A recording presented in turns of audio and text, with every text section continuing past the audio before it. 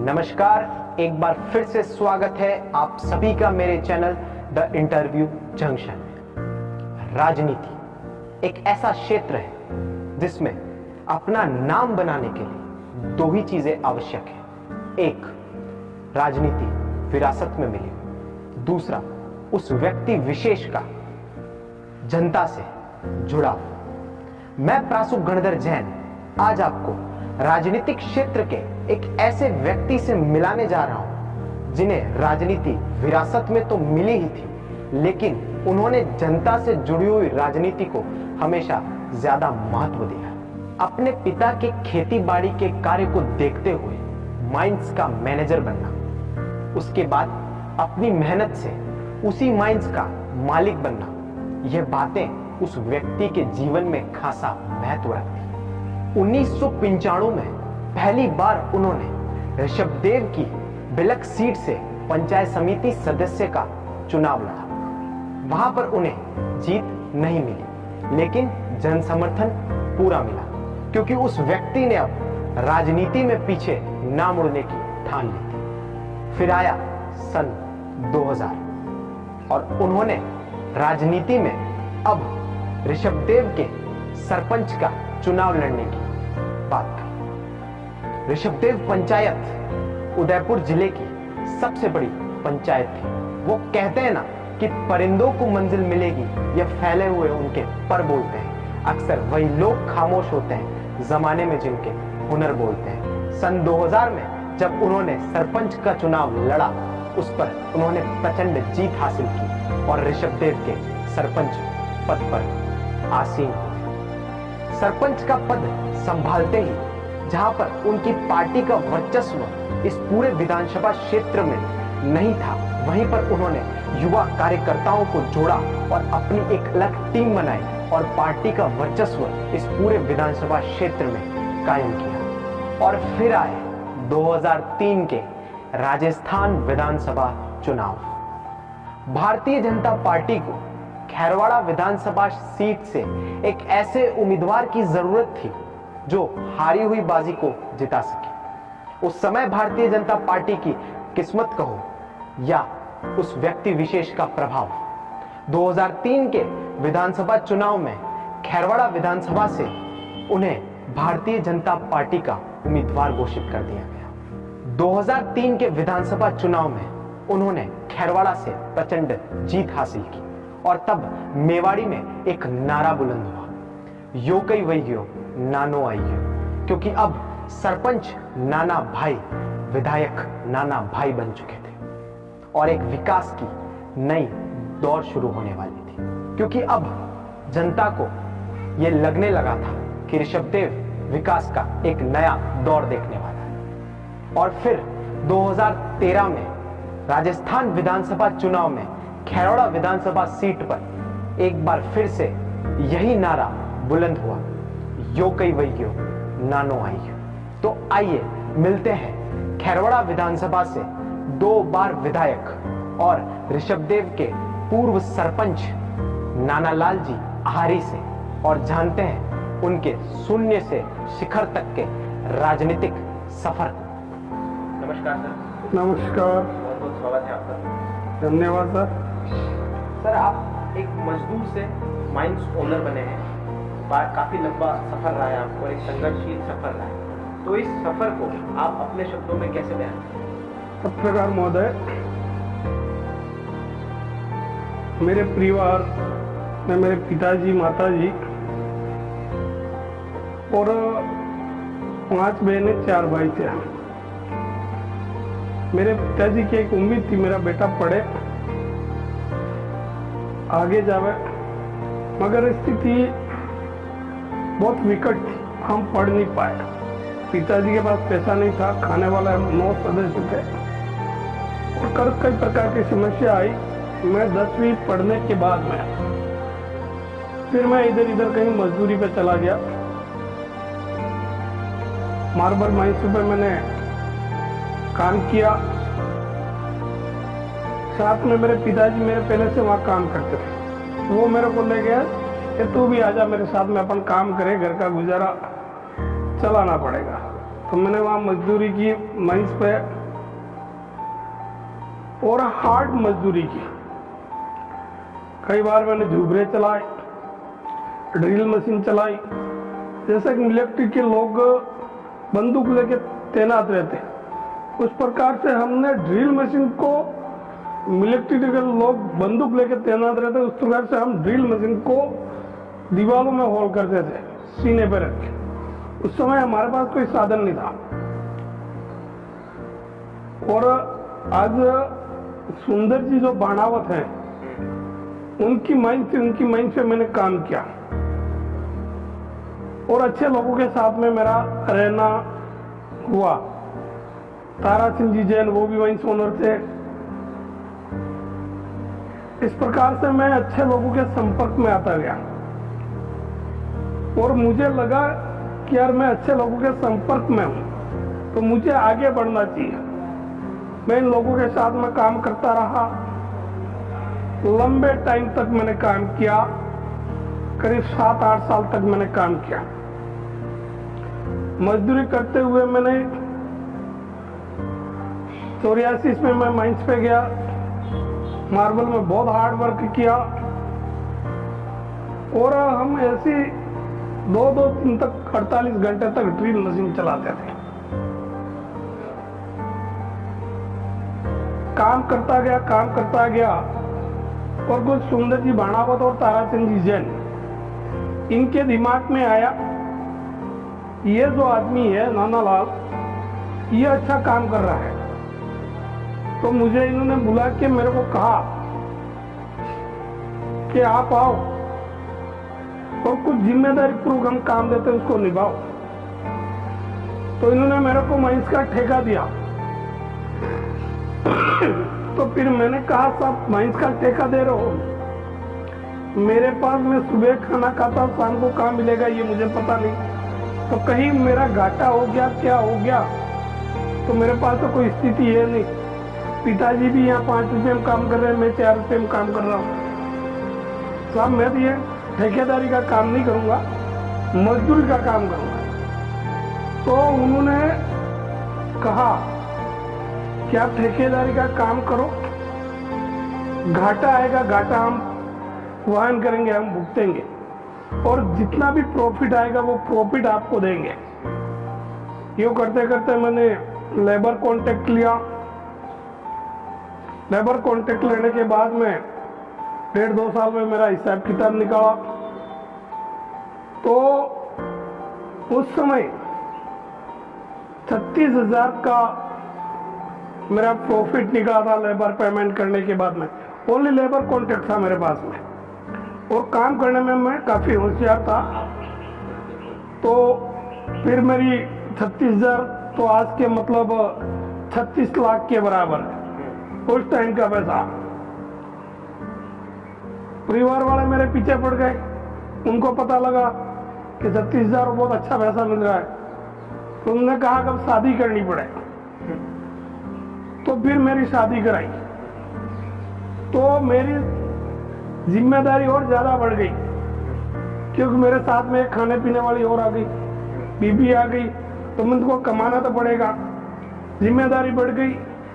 जिम्मेदारी बढ़ने के बाद में मैं सुबह 6 बजे उठ के माइंस पे जाता था। 5 बजे घर से निकलते रोटी बना के, 6 बजे माइंस पे पहुंचते, और 2 बजे दोपहर की छुट्टी। यूँ करते करते मैं अच्छा पैसा कमाने लगा। मैं एक ट्रैक्टर लाया पुराना फोर्ड, खरीद कर रेजिंग सेलिंग कॉन्ट्रैक्टर बना। महीने में 31,000 माइंस ओनर को देना, बाकी प्रॉफिट व्यवस्था मेरा। ऐसे करते करते काफी पार्टियां आने लगी बाहर से, विदेशों से, और अपने इंडिया से भी पार्टी आने लगी। उन सब से मेरा संपर्क हो गया। अच्छा, इटालियन वगैरह आए थे, अंग्रेज वगैरह आए, सबसे संपर्क हुआ। और मानिए आज भी वो मेरे गुरु है, बिजनेस गुरु भी है, राजनीतिक गुरु है। उनके पास में 3-4 महिषे थी। 87-88 में मेरे साथ में एक मेरा पार्टनर हो रहा है, हम 2 पार्टनर हो गए, काम किया। 89 और 90 में मुझे पता लगा कि आदरणीय सुंदर जी बाणावती खान बेच रहे हैं। फिर मेरे दिमाग में आया, पैसा था नहीं इतना, मगर इस खान में क्या निकलने वाला है, वो सारा मेरे ध्यान में था, क्योंकि मैं 5-7 साल से उस खान पे काम कर रहा था। हमारा किस्मत समझो, केसीआई जी का आशीर्वाद समझो। 89 और 90 में मैं और एक मेरा पार्टनर दोनों पार्टी बनकर आदरणीय सुंदर जी भाणावत के घर पे गए। वहां बैठे और टेबल पे बैठ के सौदा किया 18,51,000 में सौदा किया, तय हो गया 18,51,000 रुपया। 51,000 रुपया भी मेरे मित्र से इधर से मांग के लाया था, मेरे पास नहीं थे। सौदा हो गया, खान खरीद ली हमने और 24 घंटे में काम करता मैं इसे खरीद ली, पक्का हो गया सौदा सारा। मार्केट में 3 दिन बाद में उस खान की कीमत 30 लाख रुपया हो गई। कई लोग सुंदर जी के पास पहुंचे, खान सस्ती दे दी, आपका साई वाइज जाने दो, साई वापस दे दो और खान हमको दे दो। मगर सुंदर जी बाणावत ने कभी ये नहीं कहा कि नाना भाई ये खान की कीमत बढ़ गई, आपको बढ़ा के देना पड़े। 6 महीने बाद में उसकी खान की करोड़ों में कीमत चली गई और 2 साल बाद में उस खान को हमने ट्रांसफर करवाया। और कभी बाणावत साहब ने ये नहीं कहा कि हम करोड़ों में जा रहे हो, करोड़ों में खेल रहे हो, कभी नहीं। फिर हमने दूसरी खान खरीदी डेलना में, उनको पार्टनर किए, उनके खुद की भी खाने थी। इस प्रकार से 88-90 और 2001-2-3 तक 90 से लेके इतना एक्सपोर्ट का काम चला, हमने वहां से करोड़ रुपया कमाया। उस समय 2002 तक मैं कम से कम 20 से 25 करोड़ का मेरी फर्म के पास में इतना इनकम हो चुकी थी। इसके बाद में दूसरे भी काम धंधे किए। बीच में मैं पंचायत समिति सदस्य का चुनाव लड़ा, हार गया। परिवार को भी लाइन में लाया, पूरा परिवार आज मेरे साथ में है।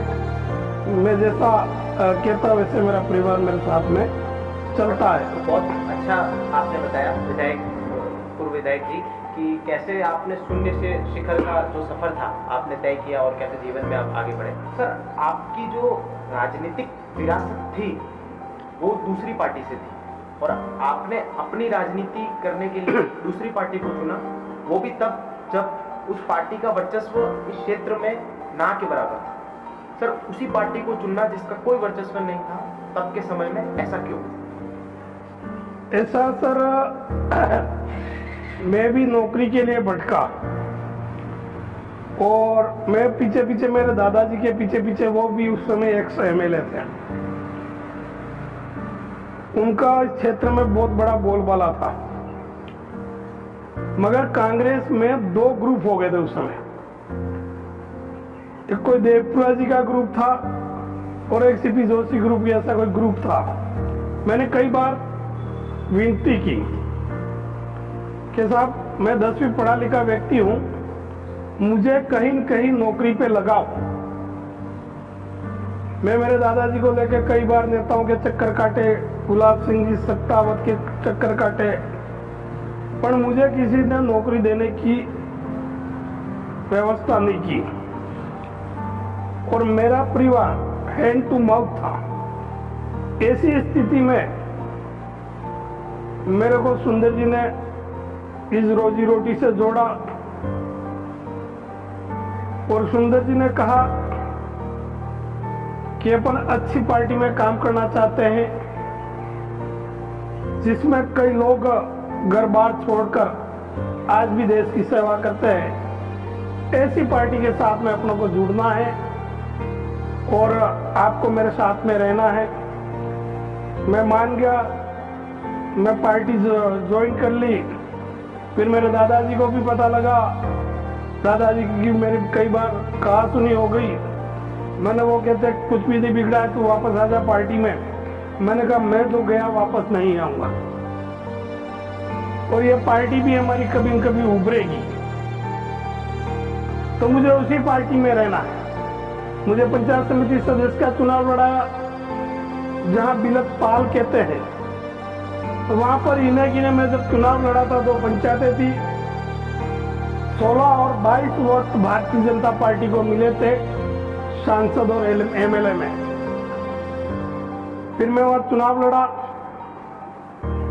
मैं चुनाव जीतने की स्थिति में आ गया वहां पर पंचायत समिति का, मगर कुछ कांग्रेसियों ने ऐसे हथकंडे अपनाए जिसमें केवल रात के 4 घंटों में माहौल बदल दिया, और मैं मामूली वोटों से वहां से हार गया, कम वोटों से हार गया। फिर मेरे मन में टीस थी, क्या मैं हार तो गया हूं, पर मुझे कहीं न कहीं वापस चुनाव लड़ना है। स्वर्गीय सुंदर जी आर्य के सामने चुनाव लड़ा था मैं पंचायत समिति का, वो जीत गए थे, मैं हार गया। 5 साल तक हमने अच्छा आराम कर लिया। आराम करने के बाद में वापस 99-2000 में पंचायती राज के चुनाव हुए। पंचायत समिति का चुनाव नहीं लड़कर मुझे ऋषभदेव का सरपंच का चुनाव लड़ाया गया, तो मैं वहां सरपंच का चुनाव लड़ा और भारी बहुमत के साथ में ऋषभदेव का सरपंच बना। ऋषभदेव की पूरी जनता मेरे साथ में थी। सरपंच बनने के बाद में मैं कांग्रेस छोड़ के गया था, और मेरे संतान संबंधी कोई शिकायत नहीं थी। तो मेरे तीसरे दिन सीओ जिला परिषद में शिकायत पेश होगी, मेरे पास में आ गए अधिकारी ने कहा, मिस्टर नानालाल, आपने गलत तरीके चुनाव लड़ा है, आपको जेल भेजना पड़ेगा। मैंने उनको कहा कि आपको जेल भेजना का अधिकार नहीं है और आप मुझे जेल नहीं भेज सकते। आप कानूनी कार्रवाई करिए, जो भी करना आप जाइए करिए। वो कह रहे थे कि मेरे को पंचायत आओ। मैंने कहा आपको जो भी प्रश्न सवाल जवाब करना है आप मेरे पास में आओ। अभी मेरा पंचायत का मुहूर्त निकलना बाकी है, 2 दिन बाकी। फिर मैंने उनको बुलाया, वो मेरे बयान लेके गए। आपके कितने बच्चे हैं क्या? मैंने कहा मेरे बच्चे ये। तो आपके 95 के बाद में भी आपके 2 या 3 बच्चे हैं। मैंने कहा ये मेरा सर्टिफिकेट है लास्ट बच्चे का, सचिव ऑथराइज होता है, लास्ट बच्चे का ये जन्म प्रमाण पत्र। वो उनको दे दिया, वो लेके चले गए। मैं आज कभी सलोमर भेजा, कभी उदयपुर भेजा, कभी खेरवाड़ा भेजा, हर दूसरे दिन मेरी पैसा निकालते रहे। पर मैं बिल्कुल सच्चा था, मेरे पास रिकॉर्ड पड़ा हुआ था, सर्टिफिकेट पड़े थे, मगर राज के बलबूते पर इन लोगों ने मेरे एक बच्चे का सर्टिफिकेट जबरदस्ती किसी स्कूल से बनवा कर मई 2003 के आसपास, मई 2003 में मुझे अयोग्य घोषित किया। मैं स्टे ले आया, मैं सरपंच बना रहा, और इस कालखंड में मुझे काफी कुछ सीखने को मिला। आज इस कोर्ट में जा रहा हूँ, आज इस अदालत में जा रहा हूँ, आज इस अधिकारी के पास में जा रहा हूँ। 2003 में चुनाव हुए, 2004 में लास्ट नवंबर दिसंबर में पार्टी ने मुझे टिकट दिया। बहुत अच्छा आपने अपना सफर बताया सर कि कैसे आपने अपने आप अपना जो बिलीफ सिस्टम था उस पर कायम रहकर आपने अपना काम किया और आपके सच्चे होने का आपको आगे चलकर राजनीति बहुत बड़ा लाभ मिला। सर, जब आप ऋषभदेव के सरपंच बने थे सन 2000 से 2003 तक, 3 साल का जो शॉर्ट एंड स्वीट टर्म भी कहा जाता है आपके राजनीतिक सफर का, तो उसमें कौन सी ऐसी विकास कार्य की उपलब्धियां थी इस पूरे क्षेत्र में जो आपने प्राप्त की? ऋषभ देव का मैं जब सरपंच चुना तो मेरे साथ में सारे समाजों के लोग जुड़े हुए थे। उन्होंने ऋषभ देव के विकास में सबने मेरा सहयोग किया। आप लोगों को ध्यान में होगा, ये जो ऋषभ देव है इसके चारों तरफ खड्डे से पानी भरा हुआ रहता था। पैदल चलने का रास्ता नहीं था। अपने एक पाटुना चौक कहते हैं, वहां पे 12 ही महीने पानी भरा हुआ रहता था। वहां पे अगर कोई जाता तो कपड़ा ही ऊंचा करके जाना पड़ता था। ऐसी स्थिति, मंदिर के पीछे एक चांदपोल दरवाजा है, वहां पर यह स्थिति थी। इन गांवों में कहीं पक्की सड़क, सीमेंट, कंक्रीट की सड़कें नहीं बनी थी। कांग्रेस ने केवल मिट्टी डालने का काम किया, आदिवासी जनता को ठगने का काम किया, काम नहीं किया। हम लोगों ने प्लान बनाकर, मेरे साथ में सारे वार्ड पंच,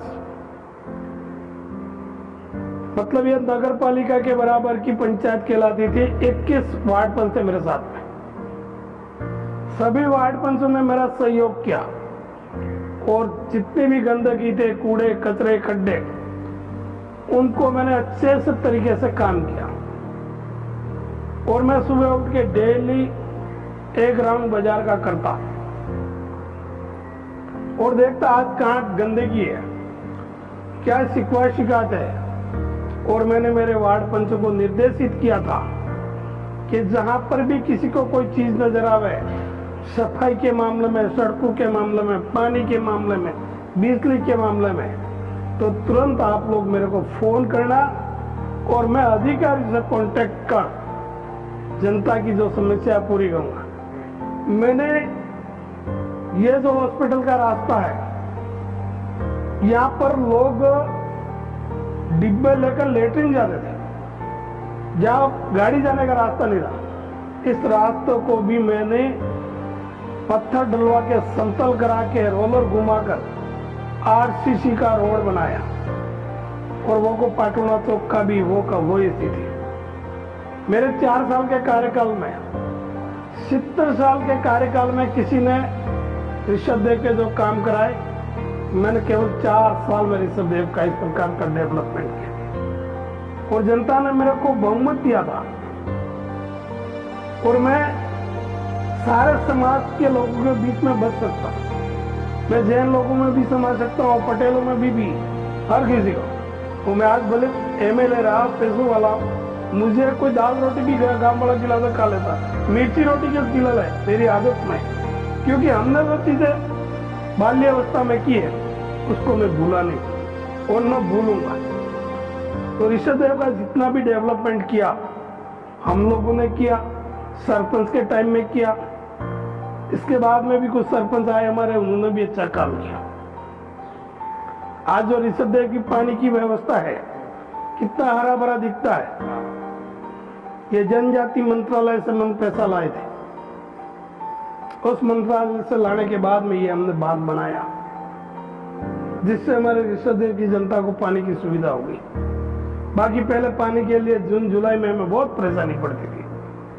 2 दिन छोड़ के 1 दिन नल का पानी हम लोग देते थे। इस प्रकार से हमने ऋषभ देव को बहुत आगे लाने का काम किया। बहुत अच्छा आपने हमें बताया और आपके विकास कार्यों को ऋषभ देव जरूर याद रखेगा और जरूर जो नेता हैं, जो दूसरे आपके साथ में, वो इससे प्रेरणा लेंगे। सर, 2003 में जब पहली बार आप इस क्षेत्र के विधायक चुनकर आए, पहली बार इस क्षेत्र से भाजपा का विधायक चुना गया था, तो आप आम से खास बन चुके थे। राजनीति का वो व्यक्तित्व आप बन चुके थे इस क्षेत्र से, जिसने पहली बार अपनी पार्टी को विधानसभा में जो जाकर प्रतिनिधित्व करेगा, रिप्रेजेंट करेगा। लेकिन फिर भी लोग आपके लिए कहते हैं कि 2003 में विधायक बनने के बाद भी नाना भाई एक आम कार्यकर्ता के रूप में ही कार्य करते थे। तो आम से खास बनने के बाद भी आप एक आम कार्यकर्ता कैसे बने? माननीय पत्रकार महोदय, मुझे वो सारी चीजें आज भी याद है। कि मैं कहां से कैसे उठा, और मैं कई करोड़पति अरबपति के साथ में रहता हूं, उनसे मुझे कोई सीखने को मिलता है। मैं विधायक बना, पहले भी बना था, बाद में भी बना, और मैं सरपंच था तब भी वही था, एमएलए बना तब भी वही था। मैं संगठन में जो एक मंडल का कार्यकर्ता काम करता है, उसके बराबर मैं भी मंडल का कार्यकर्ता हूं। मुझे जनता ने एमएलए बना दिया, मुझे कोई भगवान नहीं बना दिया। मुझे सरकार की जो रीति और नीति है, उनका फैसला करके आम जनता तक उनके सुख और दुख को बांटने का जिम्मेदारी जनता ने दी थी। इसलिए मुझे जनता के साथ में रहना है, जनता के साथ में मुझे उठना है। मेरे विधायक बनने के बाद में, और मुझे उम्मीद भी नहीं थी, मुझे चुनाव लड़ने का शौक था, पैसा था मेरे पास में, मैं सरपंच बना, उस समय भी करोड़पति था। मेरे पर लांछन नहीं लगा सकता है आज को ये राजनीतिक से करोड़पति बनेगी, मगर मुझे एक शौक था, मैं चुनाव लड़ा। मुझे उम्मीद नहीं थी कि मैं जीतूंगा, क्योंकि देश आजाद होने के बाद में पहली बार भारतीय जनता पार्टी से कोई जीत के गया था, तो मैं जीत के गया था। और मेरा उस समय, मैं मजदूर तो था, मैं कहीं गिर गया था माइंस में काम करते करते, जुबड़े टोकता टोकता मेरे कमर में लगी थी L1 L2, ये दोनों मणके मेरे दब गए थे। तो मैंने 2000 में रीढ़ की हड्डी का ऑपरेशन भी कराया था, पर मुझे पता था कि मैं दौड़ नहीं पाऊं, पर केसीआई बाबा की मेहरबानी मैं चुनाव में बहुत जोरदार दौड़ा, और इन्होंने मेरे को और शक्ति दी कि मैं दौड़ पाया। पहली बार दौड़ा था, खाट से उठा हुआ था, 1.5 साल का बेड रेस्ट था मेरा, और जनता ने अपार बहुमत दिया मेरे को। और यहाँ से हर हमेशा कांग्रेस का उम्मीदवार जीतता, भारतीय जनता पार्टी का उम्मीदवार आता, और करीब 30,000 वोटों से हारते, कम भी नहीं। तो ऐसी स्थिति में जनता ने मुझे बहुत बड़ा बहुमत दिया, और मैं जीता। उदयपुर संभाग में पहला रिजल्ट आया था मेरा, मेरे पास सूचना आ गई कि नाना भाई आप जीत गए। फिर मैं माननीय नेता गुलाब सिंह जी कटारिया के पास में धोख लगा, उनको धोख लगा कि भाई साहब मैं जीत गया। क्या बात करे, तू जीत गया? हाँ, तो राजस्थान में 120 सीटें आएगी अगर तू जीत गया। और वाकई ऐसा ही हुआ, और गुलाब जी ने ये सब जगह और 120 सीटें आई। फिर मैं वहां से निकला, मुझे इतना पता नहीं कि खेरवाड़ा की जनता फिर उदयपुर पहुंच जाएगी, कम से कम 1000 कार्यकर्ता उदयपुर आ गए। और यहाँ पीपली में आया, जहाँ विधानसभा सत्र चालू होता है, वहां सड़क पे जनता ही जनता, जनता ही जनता। जनता ने दूर से माला फेंके मेरा स्वागत की, वो गलत तक तो मेरे पास तक पहुंच नहीं सकती, इतनी भीड़ थी। रात की 2 बजे तक मैं घूमता घूमता 2 बजे मेरे घर पे आया। मतलब मैंने पहली बार खेरवाड़ा की इतनी जनता एक साथ देखी थी, कम से कम 15 से 20 हजार जनता थी। और लोगों ने मुझे कहा, हमारे जो भारतीय जनता पार्टी के कार्यकर्ता है, उन्होंने कहा असली आजादी हमें खेरवाड़ा वालों को आज मिली है। ये हमारे कार्यकर्ताओं के शब्द थे। मेरे एमएलए बनने के बाद इस क्षेत्र के 4 चांद लगाने का काम किया मैंने। हर गांव को सड़क से जोड़ने का काम किया। ऋषभदेव मात्र पंचायत थी, पंचायत, और इस ऋषभदेव को पंचायत समिति का दर्जा अगर किसी ने दिलाया तो बाद में मैंने दिलाया। यहां तहसील भी नहीं थी। 70 साल कांग्रेस के राज करने के बाद में यहां तहसील नहीं थी। यहां पर हमने तहसील कायम करवाई। खेरवाड़ा में हमने एसडीएम कार्यालय खुलवा दिया। जनजाति छात्रावास खुलवाए, महाविद्यालय खुलवाए पहली बार, और तीनों संकाय के साथ में ऐतिहासिक काम किया था। कभी इतने टाइम पे कई महाविद्यालय खुले पर तीनों फैकल्टियां एक साथ में कहीं नहीं खुली थी। मैंने वसुंधरा जी से कहा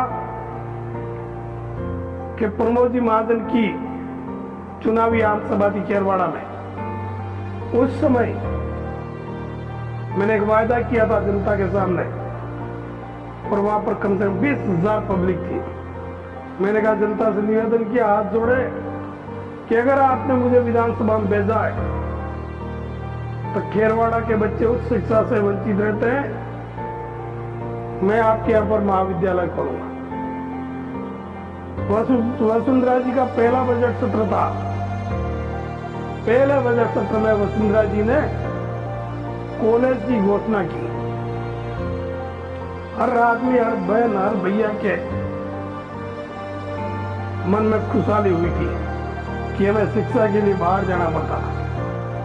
एसडीएम हेडक्वार्टर, उसके लिए हमको सोलंबर जाना पड़ता था।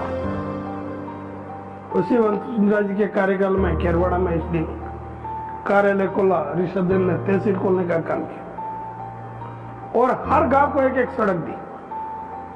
रानी साणी की सड़क टूटी थी, जांजगी की सड़क टूटी थी, डीकवास की सड़क टूटी थी, कल्याणपुर की सड़क, सारी सड़कों का नवीनीकरण करवाया था। करोड़ों और रुपयों के काम हम लोगों ने उस टाइम किए हैं, गांव और गली में तो करवाए। और वसुंधरा जी ने, मैंने जो भी मांगा वो उन्होंने दिया, और गुलाब जी कटारिया बिल्कुल हमारे से कंधा मिलाकर हमारे साथ में रहे, विकास की हमने जड़ी लगा दी। बहुत अच्छा आपने अपने विकास कार्य को परिभाषित किया। अब चलते हैं हमारे अगले सवाल पर। सर, राजनीति में कई बार असफल होने के बाद नेता हताश और निराश हो जाते हैं, लेकिन आपने एक बात हमने महसूस की है कि आप राजनीति में असफल होने के बाद कभी निराश और हताश नहीं होते। जिस दिन आप असफल होते हैं उसके दूसरे दिन से ही दुगुने वेग से फिर से सफल होने के कार्य की ओर लग जाते हैं। तो ऐसी क्या आपके अंदर एक, मैं कहूँ ऐसा क्या आपके अंदर एक आशा है कि आप दुगुने वेग से काम करने की ओर लग जाते हैं? माननीय पत्रकार महोदय, राजा को बनाने वाली कौन है? जनता। हमको राजा बना दिया या अगले किसी को राजा बना दिया? मैं चुनाव हार गया तो मेरी जनता के दुख और दर्द को कौन देखेगा? अगला देखने वाला ही, वो तो देखेगा ये मेरा कार्यकर्ता नहीं है, टेढ़ी नजर से देखेगा। तो हमें हमारी पार्टी को जिंदा रखने के लिए, हमारे कार्यकर्ता को जिंदा रखने के लिए उनके कामों को करना पड़ता है। ऐसा थोड़ी होता है आज भारतीय जनता पार्टी का राज आया, कांग्रेस का राज आया, कि भारतीय जनता पार्टी के लोगों का काम नहीं होगा। काम करने वाला चाहिए, काम कराने वाला चाहिए। तो इससे क्या, हमारा जो कार्यकर्ता है वो कभी मायूस नहीं होगा। कार्यकर्ता हमारे साथ में जुड़ता है, चुनाव में रात दिन दौड़ता है, तो राजनीतिक लाभ तो उसको कुछ न कुछ मिलना चाहिए। सड़क चाहिए, लाइट चाहिए, बिजली चाहिए, पानी चाहिए। ये सारी चीज प्रशासन को के हमको करवानी है। और अगर हम उनके साथ में जुड़े नहीं रहे, हम हमारा माइंस का धंधा करके आके घर बैठ जावे, तो हमारी जनता मायूस हो जाती है। हम जनता के लिए काम करते हैं, हम एमएलए बनते हैं। एमएलए बनना कोई हमारा काम नहीं है, हमें जनता के कामों में सहयोग करना है और इस देश के लिए काम करना है। आज भारत माता कहते हैं, पर भारत माता के लिए आप और हम सबको मिलकर काम करना है। आज मोदी जी कर रहे हैं, उनके कौन है आगे पीछे? वो काम किसके लिए कर रहे हैं? इस देश के लिए कर रहे हैं। भारत की 135-40 करोड़ की जनसंख्या उसके लिए कर रहे हैं। आज सुनते हैं उनके भाई छोटी दुकान कर रहा है कहीं, पर लोगों ने यह किसी को ये पता नहीं है मोदी जी के भाई भी है कोई है। और कांग्रेस में अगर ये चीज होती तो उनके नाम पहले आ जाते। भारतीय जनता पार्टी एक राष्ट्रीय पार्टी है। इस राष्ट्र को हम सब लोग परम वैभव पर ले जाएंगे। जितनी भी योजना है इस सारी योजना को जनता तक पहुंचाएंगे, भारत माता के लिए काम करेंगे। इस प्रकार की धारणा हमारे और हमारे कार्यकर्ताओं की भी रहती है। बहुत अच्छा आप अपने पार्टी के बारे में, आपने अपने वेग के बारे में हमें बताया। सर एक मेरा सवाल आपसे, अहम सवाल ये है कि जो आपका लास्ट टेन्योर था, जो आपका लास्ट कार्यकाल था विधायक के रूप में, जो 2013 से 2018 का बीच का जो था, उस बीच में कोई ऐसे विकास कार्य जिनकी सौगात आपने आपके विधानसभा क्षेत्र में दी लोगों को, यहाँ मैंने ये कार्य करवाए थे मेरे लास्ट टेन्योर में? सर वसुंधरा जी का राज था। वसुंधरा जी राजस्थान के मुख्यमंत्री थे। माननीय गुलाब चंद जी कटारिया कानून व्यवस्था को देखते थे, गृह मंत्रालय को देखते थे। उस समय हमारे यूनुस खान जी पीडब्ल्यूडी मंत्री थे। इस गांव में जो काली सड़क पहुंची है, घर घर जो बिजली पहुंची है, ये सारे काम भारतीय जनता पार्टी ने किए हैं। हम घर घर जाके काम करके आए हैं। पंचायत पंचायत पर हम गए, रात दिन हम लोगों ने काम किया। प्रधानमंत्री आवास योजना एक एक व्यक्ति को क्राइटेरिया से दी, हर घर पे लाइट बल्ब लगे। ये सारे काम हम लोगों ने किए। विकास मैं आज दावे के साथ कह सकता हूं कि आज हमारा आदिवासी दिवस भी है, आदिवासी दिवस भी हम मना कर आए हैं कि जितना काम हम लोगों ने अगले टाइम पर किए उसका 10% काम भी आज राजस्थान सरकार ने नहीं किया। रिकॉर्ड से बता दूं मैं कि हमने इतने डामर के काम किए, इतनी सड़कें बनाई। आज आप देख रहे हो 4 लेन, कांग्रेस सत्ता में रही, 4 लेन का किसी ने नाम लिया? अगर कांग्रेस होती तो सड़क का नाम क्या डाल रखती? राजीव गांधी सड़क योजना।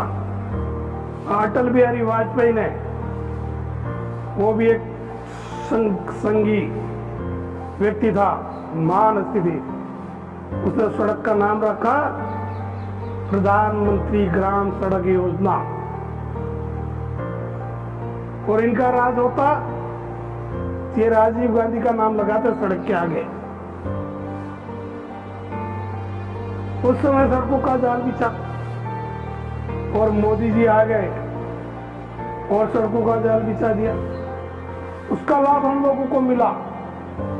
उन्होंने हमारे यहाँ पर फंड भेजा, हमारे यहाँ केंद्र में सड़कें भेजी, उस सड़कों को हमने गांव गांव गली गली पहुंचा दिया।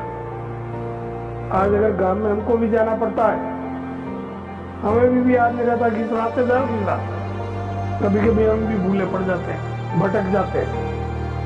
इतनी सड़कों का काम किया हमने,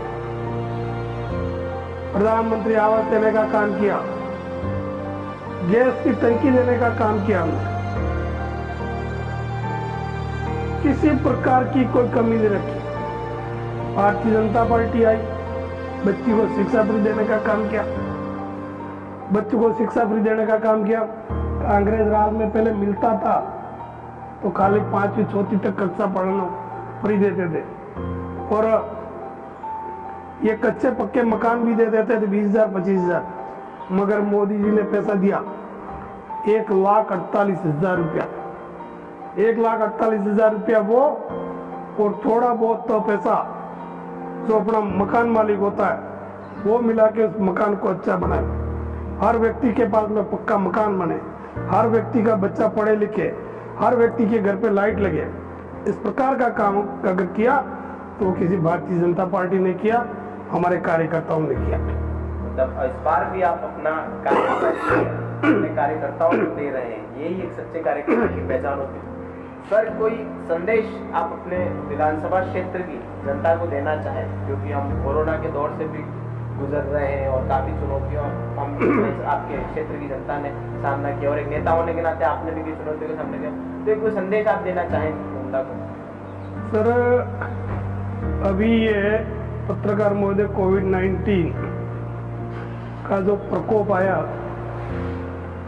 करीब करीब 1.5 साल का समय गुजर चुका है। हमने कभी इस प्रकार का प्रकोप नहीं देखा। कई घर बार खाली हो गए, कई बच्चे अनाथ हो गए। हम लोगों ने भी काफी कोशिश की, हॉस्पिटलों में भी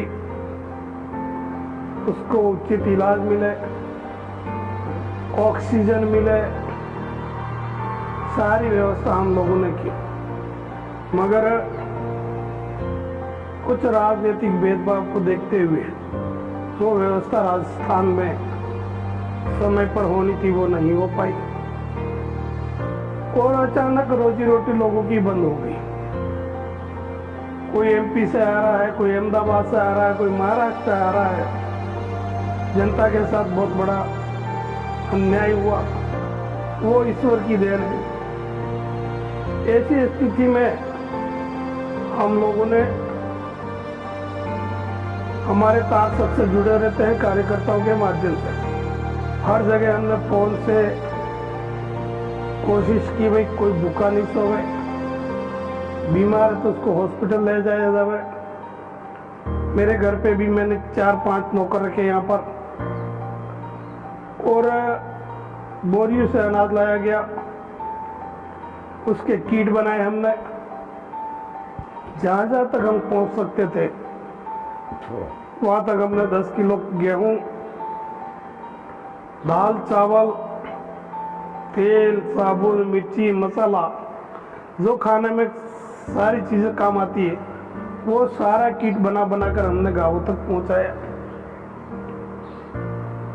बीमार कोई ज्यादा हो गया तो हॉस्पिटल तक पहुंचाया, ऑक्सीजन की व्यवस्था करवाई। पहली बार हम लोगों ने ये व्यवस्था करवाई। दूसरी बार भी ये हुआ तो हमने आटा के साथ में किट बनाकर बांटे। कहीं कोई राशि देनी पड़ी तो राशि भी दी हमने।